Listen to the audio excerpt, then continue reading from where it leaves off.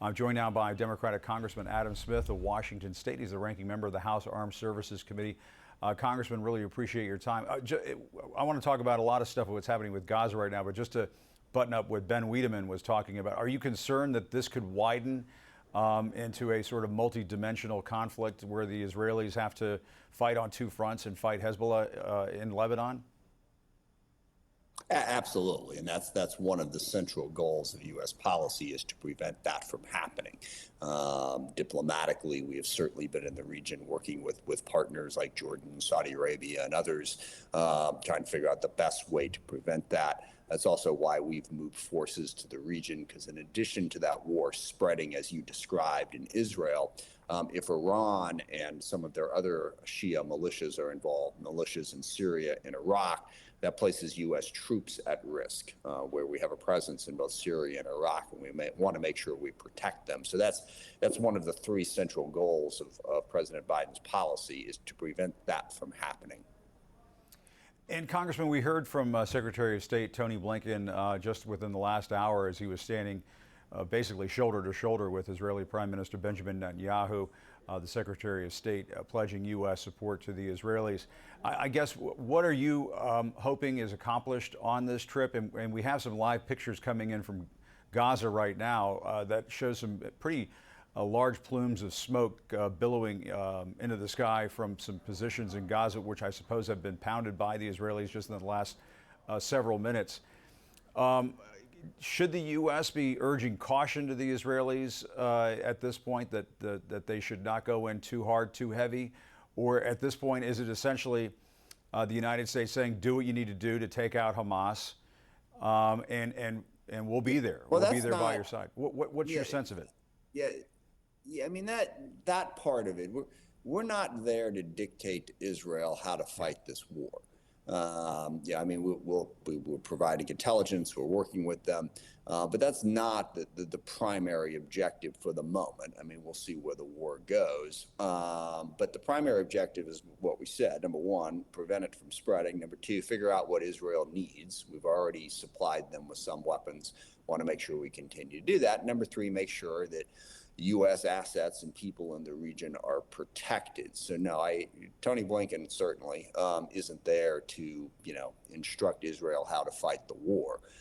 We are in conversations with them. And look, at the end of the day, there needs to be a path towards peace here.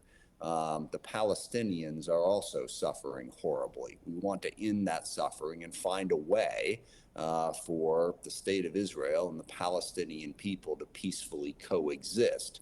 But we are not in a position to dictate or suggest to Israel at the moment how they do that. They're fighting for their very survival, and we are aware of that. And what do we do about, what does the United States do about this situation regarding hostages? Obviously, Gaza, Hamas has a number of Israeli hostages, a large number of Israeli hostages, but some American hostages as well. How does that complicate matters if there is a large ground incursion into Gaza carried out by the Israeli Defense Forces? It complicates matters severely, without question. Look, the short and easy answer of how we handle it is we try to find those hostages and we try to get them out. That is much easier said than done, but that is certainly the goal. And certainly Israel wants to, as they've said, significantly diminish and hopefully destroy Hamas.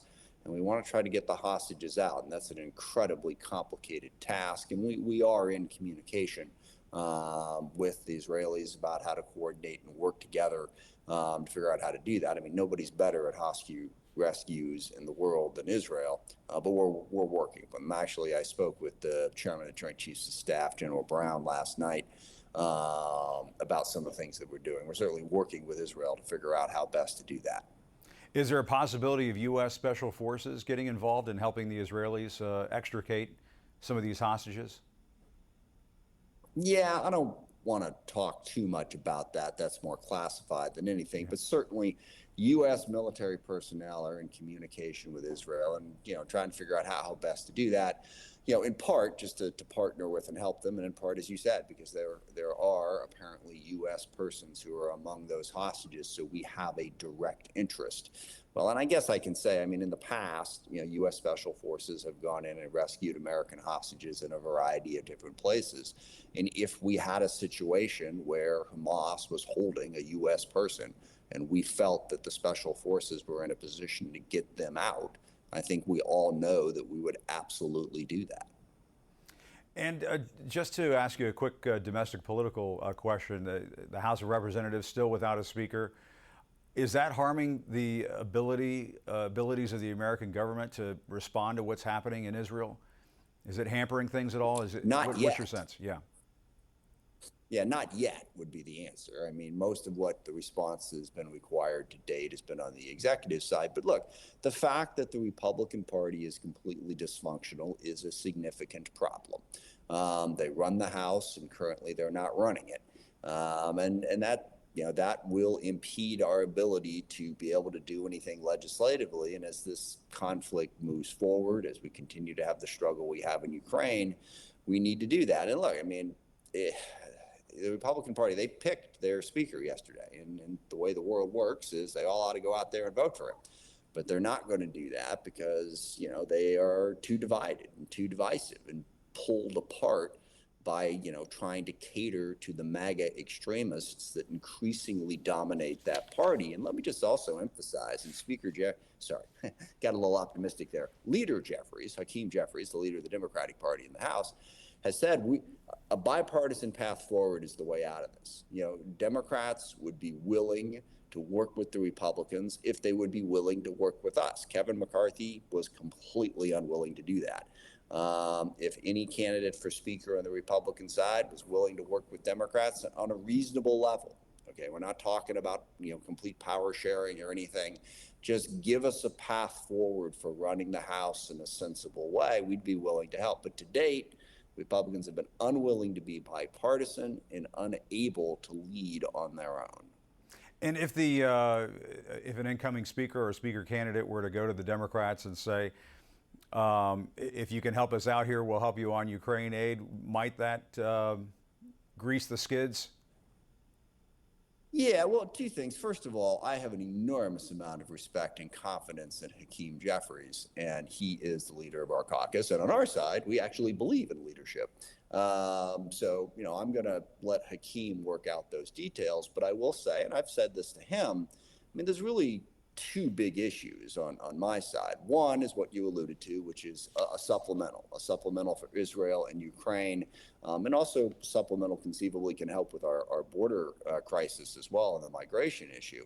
Give us a vote on that. Basically, whatever the Senate can pass, give us a vote on that. And then second is the appropriations process. We are careening towards another near government shutdown at a minimum, and also not passing appropriations bills for the year. And we have a deal.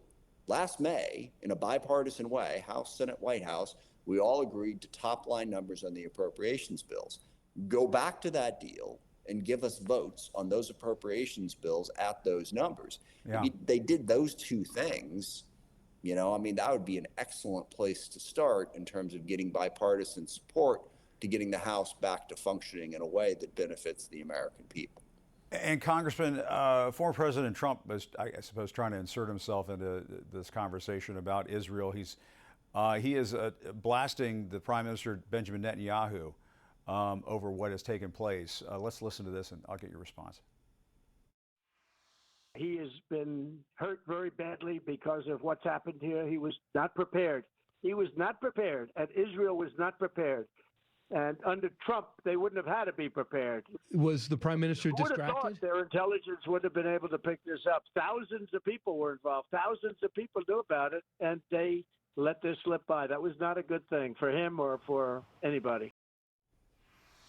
I guess a couple of questions, Congressman. One is, what do you make of Trump going after Netanyahu in this hour of need for the Israelis? But also, he is, I guess, going at one, part of the narrative in all of this, and that is that there have been some questions as to whether the Israelis just missed something in the intelligence that might have been able to prevent this. Yeah, well, I mean, except for the brief little snippet of narcissism there, which you just can't have a Trump quote without that, about how somehow this problem wouldn't have existed if Trump had been there. I mean, it's not just an accurate criticism of President Netanyahu. It's hard to argue. I mean, this was a massive intelligence failure on his watch. And he presented himself as, the security person, vote for me because I will protect Israel. So it's clearly true. I mean, the timing is not great in terms of the fact that we're trying to unite. Israel's trying to unite to meet the threat, first of all. And second of all, I mean, President Trump was just an unabashed 100% supporter of everything that Netanyahu had done to this point, which might Yeah, it's a not little have been strange, the isn't it? wisest way. Why do you suppose that is? It's a little strange. Well, I mean, it's Trump. Come on. I mean, if everything's going well for you, it's all because of him. The second anything goes wrong, he's out the door quicker than you could possibly notice. I mean, he does not stand by people. This is not uncommon. He tries to get as far away from failure as is humanly possible, even as he causes it over and over again. So that's not surprising. The interesting questions will be as we move forward. Look, it is a legitimate question. How has Netanyahu led Israel? How should the U.S. work with a President Netanyahu, or Prime Minister Netanyahu, or some future leader? And look, I certainly have criticisms of the way Netanyahu has led Israel. I don't know that right now is the time to express those. But again, it's not surprising that President Trump would try to, jump on somebody when he was down. It's kind of what he does. All right, certainly, yeah. That sense of loyalty is always a one-way street with Donald Trump, I guess no matter if you're in the United States or in other parts of the world. Congressman Adam Smith, thanks very much for your time. We appreciate it.